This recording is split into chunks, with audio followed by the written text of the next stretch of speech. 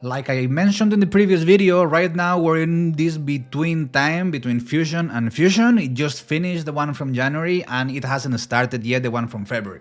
And by experience, the one in February is usually always a couple, like a combo champion, where one of them is a Fusion and the other one is just kind of an extra. Also, we are in the middle of, like I said, in the middle of these Fusions, and there's a lot of events, some better than others, and also coming over the next days, they are gonna try to drain us from resources.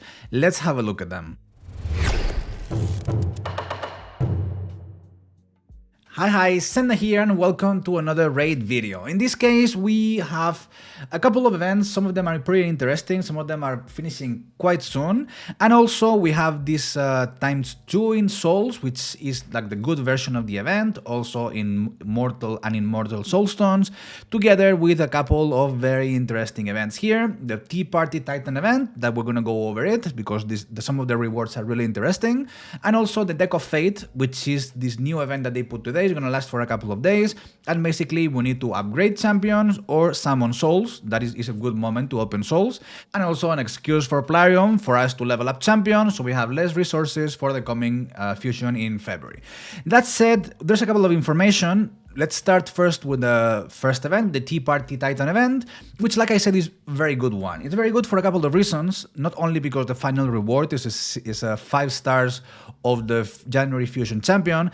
The problem, I always have something to complain about, and in this case is that there is directly the number 5. There is not like other times that you get the second soul, the third one, the fourth one, and then finally the fifth one. Here is like all or nothing. You either get 5 stars, which is amazing, or you don't get anything. Also, and I think it's quite of a positive thing, is the fact that we get for free, just by completing the event, the respective 2 unique relics for the Alice's Adventure campaign. In this case, here we get the Hatter's Reserve, which is not bad. It's good for 2 types of champions. We'll have a look at it later, but it's good for 2 types of champions, attack nukers and HP nukers.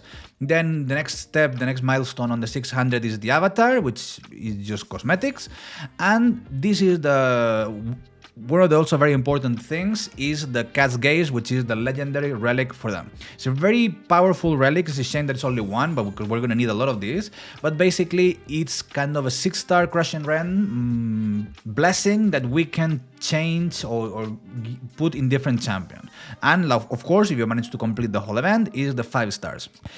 In terms of the relics, like I said, they're really cool, because they're both pretty good. In this case, the Hatter's Reserve, wearer receives 5% less damage from enemies whose attack is lower than the wearer. In this case, the wearer will be an attack nuker, which means he'll have more attack than the enemies, and in that case will receive less damage. Is good in that sense, but also inflicts 5% more damage to enemies whose max HP is lower than the wearer's.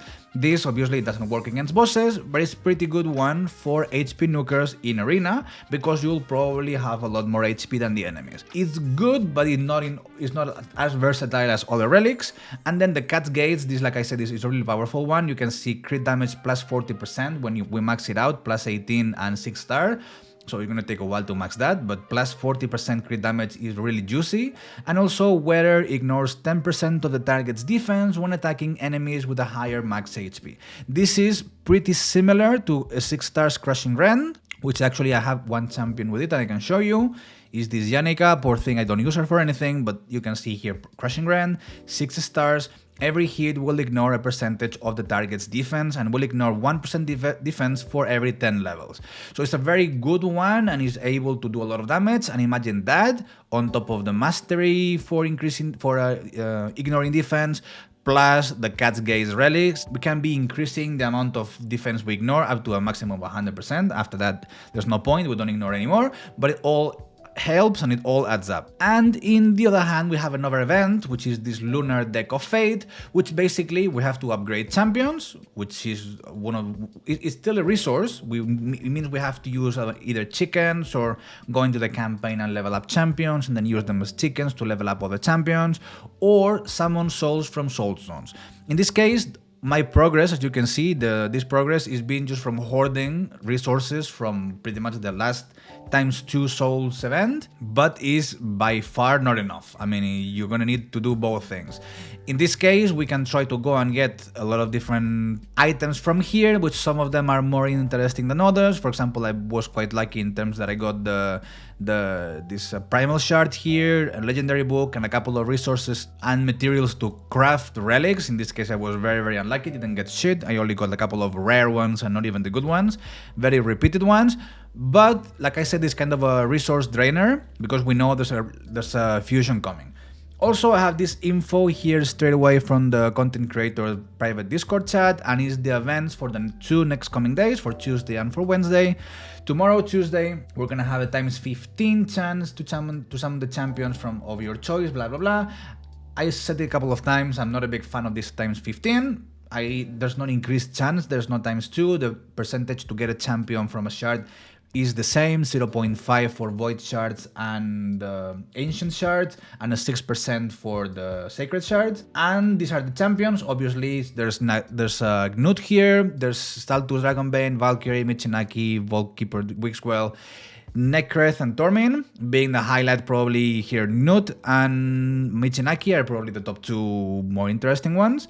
And on Wednesday, on the 29th, so in 2 days, this Wednesday, we're gonna have Sneak Track, Roshka the Tower, Artak, Bivald, Samson, Narses, which is probably, I would say, the highlight here, and Kleidna. Kleidna, she got reworked not long ago. She's still pretty underwhelming in that sense.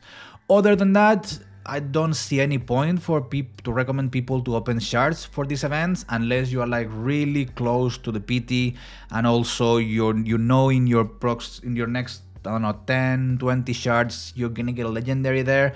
It might be worth going for this guy just because it can change your account, especially if you're stuck in Fire Knight, Hard Fire Knight, or I don't know, Sun Devil Necropolis, something like that. Not can really help you. Other than that, I just see this as a bait for draining players, or to drain players from Fragment, from shards, before the upcoming fusion. Like I said, and I'm guessing, it's probably going to be announced, I don't think this week, most likely next week.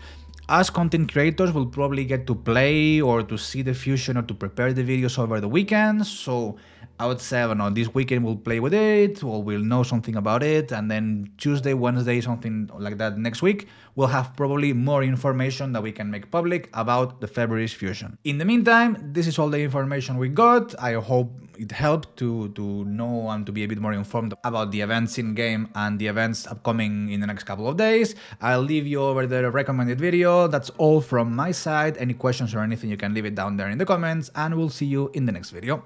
Bye bye.